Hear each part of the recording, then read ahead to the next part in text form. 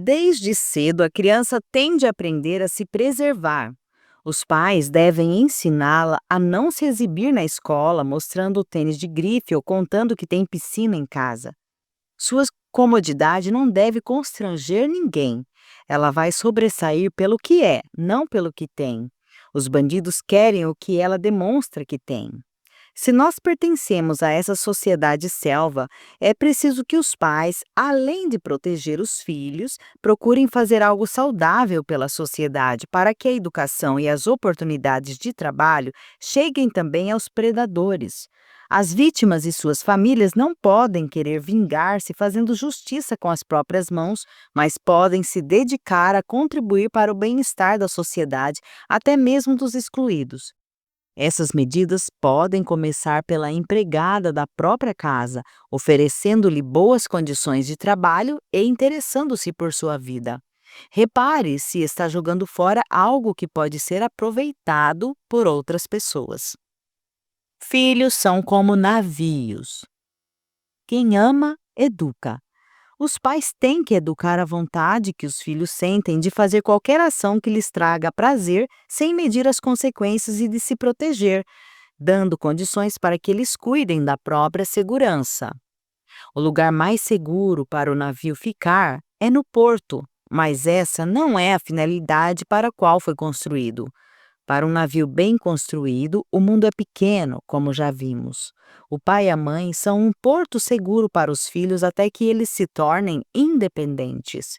Embora os pais possam pensar que o lugar mais seguro para as crianças é junto deles, os filhos devem ser preparados para navegar mar adentro, enfrentando bons e maus tempos para atingir seus objetivos. A criança deve ser educada e preparada para ser seu próprio porto seguro. Assim, o mundo também será pequeno para ela, porque mais amplos serão seus horizontes. Nem sempre os navios, filhos, vão para o lugar que seus fabricantes pais imaginaram. Ninguém pode garantir qual caminho o filho vai seguir, mas, seja para onde for, deve levar dentro dele valores como ética, humildade, humanidade, honestidade, disciplina e gratidão, dispondo-se a aprender sempre e a transmitir o que puder com vistas a estabelecer relacionamentos integrais com todas as pessoas, independentemente de sua origem, cor, credo e condições socioeconômicas e culturais. O filho nasceu dos pais, mas é um cidadão do mundo. Prevenção contra as drogas já na infância. É na infância que começa a prevenção ao uso de drogas. O risco de um jovem entrar em contato com drogas é muito grande. São muitas as razões que levam os adolescentes a experimentar drogas. As explicações sobre o uso contínuo das drogas por uns e não por outros e os vícios decorrentes estão em meu livro Juventude e Drogas, Anjos Caídos. Destaco aqui as questões educacionais familiares. Alguns posicionamentos que predispõem a criança futuramente a usar drogas. Extrema liberdade. Os pais deixam os filhos fazer tudo na infância. Na adolescência, as vontades e os desejos aumentam e a falta de limites se agrava. Educação requer limites e a criança deve entender por que são necessários. Se ela não compreende a razão deles e simplesmente obedece, quando o proibidor desaparece, ela desconhece os limites.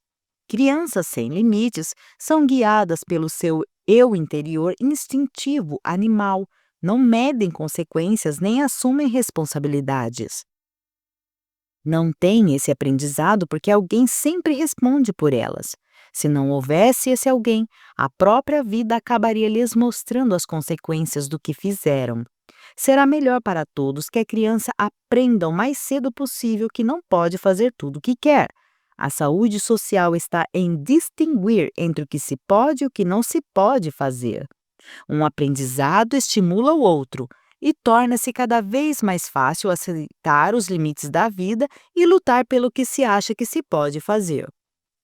Achar que o gostoso é sempre bom. Quando pergunto a um adolescente por que usa drogas, é comum que ele responda: porque é gostoso. Mas há coisas gostosas que não são boas. Da mesma forma, há coisas amargas que não são necessariamente ruins. O que deve ser evitado não é o amargo, mas o ruim.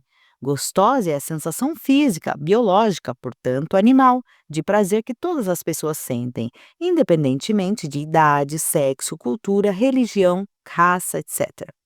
Bom ou ruim é um critério racional que pertence a um quadro de valores. Depende, portanto, de critérios como saúde, cultura, lei, religião, sociedade. Gostoso ou não é avaliado pelo cérebro médio, que dirige os animais. Certo ou errado é avaliado pelo cérebro superior, córtex, que somente o ser humano tem. Não ter de arcar com as consequências do que faz. Uma das condições que determinam a saúde social é saber que tudo se relaciona. O problema de hoje pode ser resultado do que não se fez ontem. Se o estudo for deixado de lado, já que dá muito trabalho, o preço a pagar no futuro pode ser muito alto. Se uma criança, mesmo aprendendo que tem que guardar os próprios brinquedos depois de brincar, não os guardar, é natural que tenha que arcar com as consequências disso. Uma dessas consequências é os pais doarem o brinquedo não guardado a uma criança pobre. Se os pais arcam com as consequências daquilo que seus filhos aprontam, estes não aprendem nem a preservar a sua saúde, o que favorece o uso de drogas. Não ter obrigações a cumprir. Dentre as obrigações que as crianças têm de assumir, uma das mais importantes é tomarem para si a responsabilidade de fazer o que são capazes de fazer. Quem sabe fazer, aprendeu fazendo. Quando os pais fazem pelo filho, ferem sua autoestima. Como alguém pode alimentar a autoestima com elogios e notas por lições que ele não fez? Além de passarem a mentir, os filhos tornam-se incompetentes. A personalidade também exige na sua formação alimentos como disciplina, ética, persistência e garra para atingir metas. Dois dos muitos sinais de uma personalidade desnutrida são o abuso de drogas e a já comentada síndrome dos parafusos de geleia. Ser egoísta. É fundamental que o filho saiba que a sua vida não é só sua, mesmo que somente ele possa vivê-la. A criança pequena diz orgulhosa: "Você é meu pai", não para marcar a propriedade dela, mas para deixar claro que pertence a ele. "Eu pertenço a você, você é quem cuida de mim". Se essa sensação for preservada e o pai e a mãe a reforçarem dizendo: "Você é meu filho", forma-se uma unidade em que tudo o que um faz interfere na vida do outro. Ao tomar qualquer atitude, a pessoa pensará naqueles que a ama. Isso a torna mais forte e menos vulnerável às pressões para o uso de drogas. Se, pelo contrário, essa sensação de pertencimento não for clara, quando jovem pode se considerar um estranho no ninho e achar que em seu mundo só existe ele, mais ninguém, pensando: a vida é minha, faço dela o que eu quiser, portanto, uso drogas porque quero".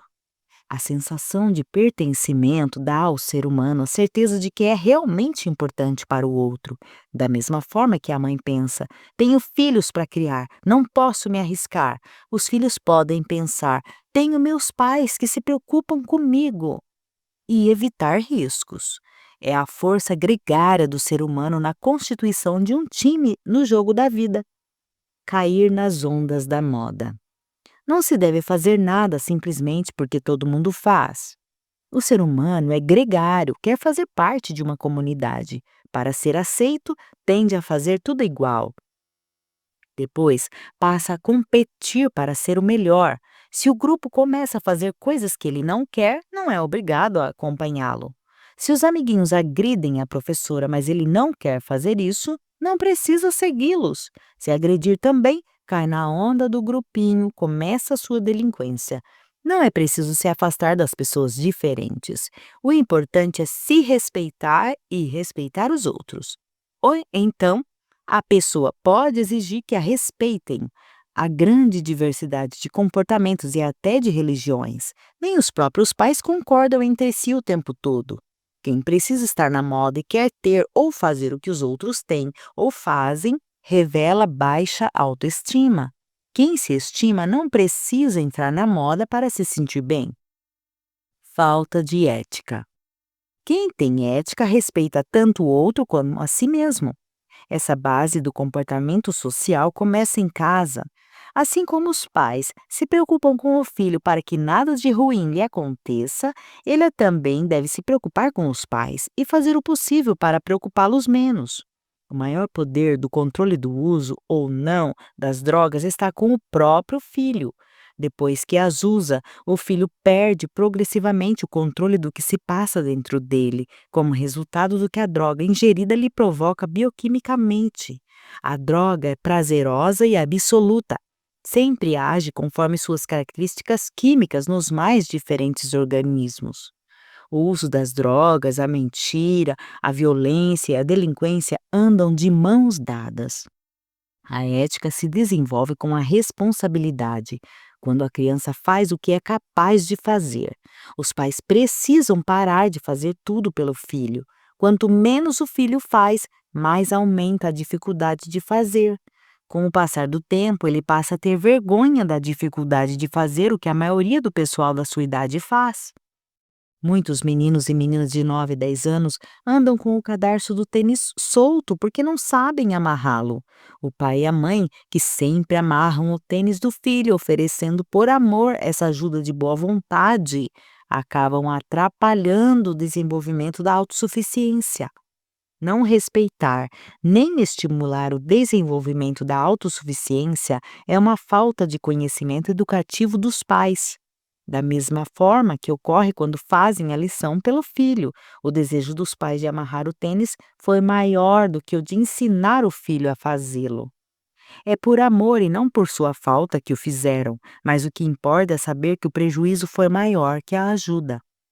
Mais tarde, os filhos, para não admitir que são incapazes, dizem que não querem estudar ou amarrar os cadarços.